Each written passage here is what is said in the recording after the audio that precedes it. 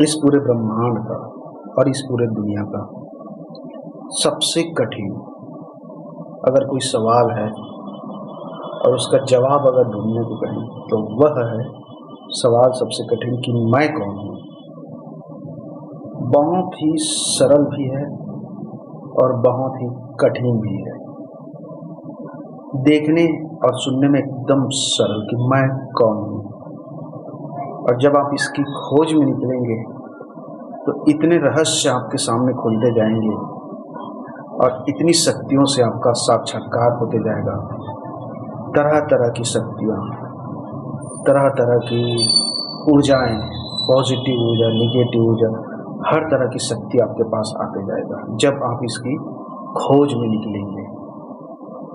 तो सहज अवस्था में अगर आप देखेंगे तो मैं ये हूँ, मैं वो हूँ, मेरा नाम ये है, मेरा काम ये है, मेरा घर है, मेरा परिवार है, तो यह सत्य नहीं है। और मैं प्रमाणित करके आपको दिखाता हूँ। अगर आप बोल रहे हो, मान लीजिए आपका नाम सुनील है, अजय है, विजय है, जो भी है, शरीर है, कपड़े हैं, लगते हैं, तो अगर आप यह हो तो छूटता क्यों है? सबसे बड़ा क्वेश्चन और सबसे बड़ा सवाल, शरीर आप हो तो छूटेगा क्यों? और अगर आप ये बोलेंगे कि मैं अमर हूँ तो यह संभव नहीं है। प्रमाणित यही है कि शरीर तो छूटना तय है।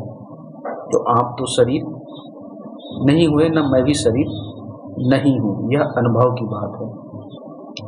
तो बाकी जो बचा, जो वाकई में मैं हूँ, उसको अगर आप खोजने के लिए निकलेंगे तो क्या आपके साथ चमत्कारी घटना होगा और कैसे चीज़ें होंगी। सबसे पहले तो इस खोज में जब निकलेंगे तो आपके साथ बहुत ज़्यादा पॉजिटिव ऊर्जा, निगेटिव ऊर्जा, जिसे हम भूत, प्रेत, पिशाच, मरी, मसान, किन्नर, गंधर्व, यक्ष, सभी तरह की शक्तियाँ आपके समक्ष आती है, लुभाते हैं आपको, आपके काम करने के लिए आतुर रहते हैं और आपको हर प्रकार की भोग विलास वस्तुएं देने के लिए तैयार हो जाती है।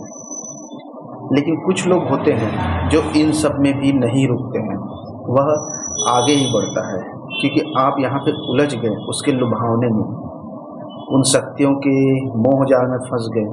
अगर आपको शक्ति मिला और आपको कोई पद मिल गया, प्रतिष्ठा मिल गया, नारी मिल गया, या फिर मनचाहा नौकरी पैसा मिल गया, तो उतने में आप रुक जाएंगे, उससे आगे नहीं बढ़ पाएंगे। और जितने आपने मेहनत किया है, खोजा है, वहीं तक उन चीज़ों को आप भोगोगे, उसके बाद फिर से वह चीज़ आपसे छूट जाएगा। लेकिन वाकई में जो उस परम सत्य तक पहुंचता है कि मैं कौन हूँ, वह आगे भी अपनी यात्रा को जारी रखता है, खोज को जारी रखता है कि मैं वाकई में कौन हूँ।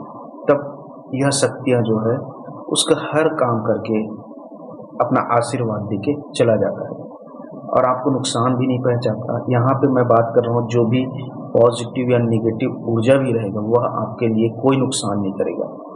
अगर आप गौर से देखेंगे तो भगवान शिव भूत, प्रेत, मरी, मसान सबके बीच में रहते, लेकिन सब उसके सेवक हैं।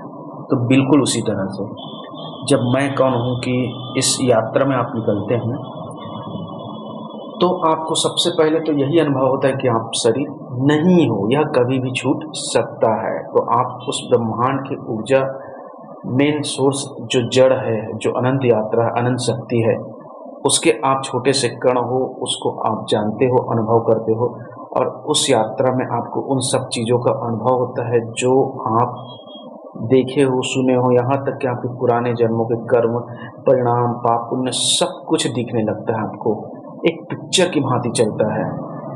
और जब इस यात्रा को आप पूर्ण कर लेते हैं, इस जन्म में अगर पूर्ण कर लिए, तो यकीन मानिए फिर आपके जैसा सम्राट कोई नहीं है। जहाँ पे भी आप खड़े हो जाएंगे, हर व्यक्ति नतमस्तक हो जाएगा आपके सामने, हर कोई आपकी बात मानेगा।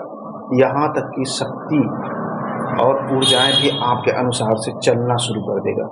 पंच महाभूत की शक्ति आपके लिए रास्ता खोल देगा, कहीं पे भी अड़चन पैदा नहीं करेगा, किसी भी तरह से बाधा नहीं करेगा। जो चीज़ आपको चाहिए रहेगा, जैसा आपको ज़रूरत रहेगा, वैसा चीज़ें आपको समय के अनुसार खुद ब खुद आपके पास आके मिल जाएगा।